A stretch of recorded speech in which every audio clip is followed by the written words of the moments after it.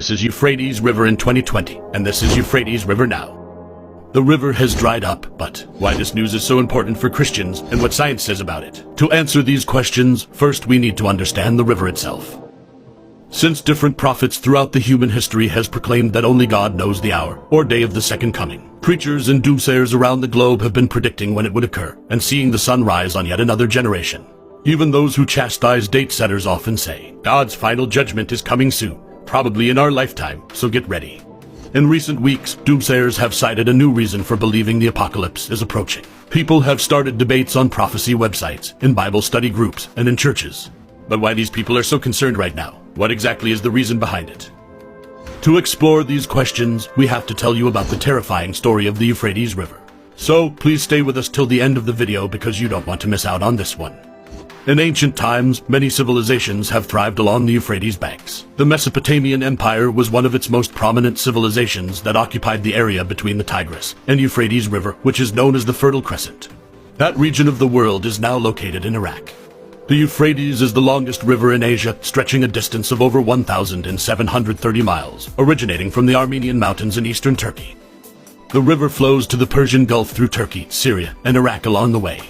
The Euphrates River flows through steep gorges and canyons in Turkey, then through lowlands in Syria before cutting clear across Iraq and entering into the Persian Gulf.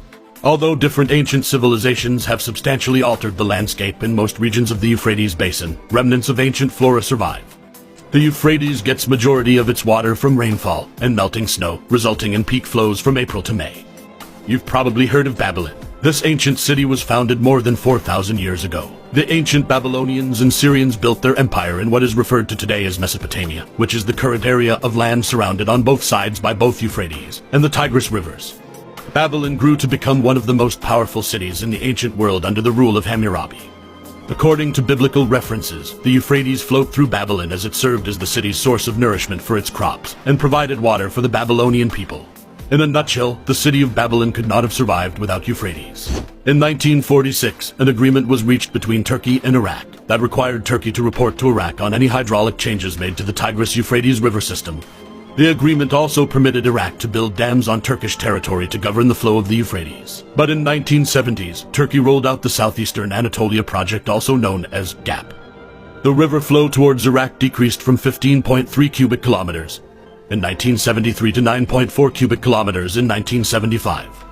This sparked an international crisis, with Iraq threatening to bomb the Tapka Dam. Eventually, the matter was resolved after Saudi Arabia and the Soviet Union intervened. The cascading effect of the numerous dams being built in Turkey and Syria have affected Iraq in the most devastating way. Almost 382 villages and about 200,000 people have been relocated elsewhere due to shortage of water. Over the course of the last 2 decades, water flow from the Euphrates River has been continually reduced, subsequently depriving regions and areas that depend on the river for irrigation and drinking water. However, in recent years, water levels in the Euphrates River have dropped to dangerously low levels. Recent photographs taken along the Euphrates River's banks show that a substantial portion of the river has dried up. In 1987, Turkey had committed to releasing a minimum of 500 cubic meters of water per second across the Syrian border. But currently, Turkey is only releasing 200 cubic per second, which is less than half of the amount agreed.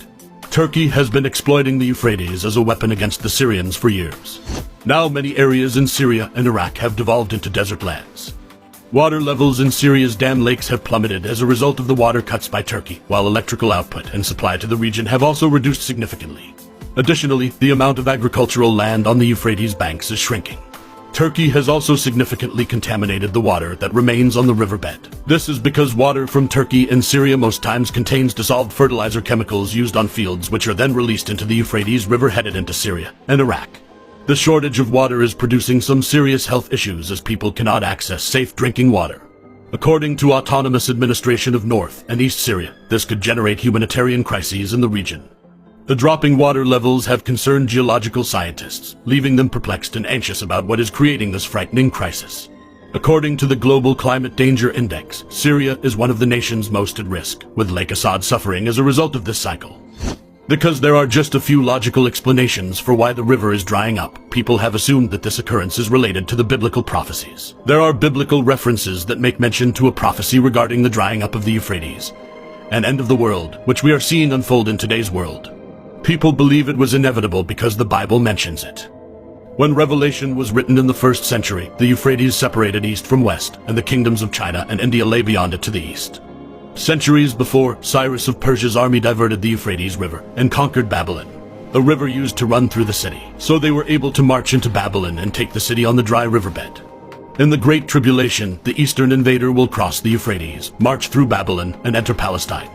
The Euphrates is referred to as the Great River 5 times in the Bible. It marked the eastern limit of Israel's inheritance. Because the river was difficult to cross and a wilderness to the west separated Israel from the promised land of Canaan, it provided some protection for Israel. Recently, there have been some strange occurrences observed on the riverbed of the Euphrates. People have been exploring the areas of the river that were previously inaccessible as they were underwater.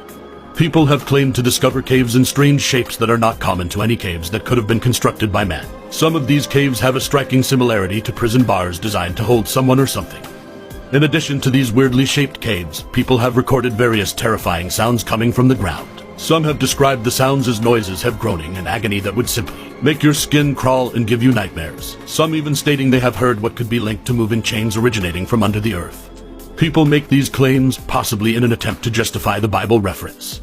This reinforces people's beliefs that the current events are a sign of Christ's second coming to conquer his enemies and establish his heavenly kingdom.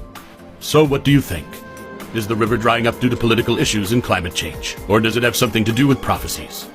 One thing is clear, we do know for a fact, is that the region surrounding the Euphrates River is threatened with a desertification that could wipe out nearly 40% of the region with reduced annual rainfall and the subsequent drying up of the river.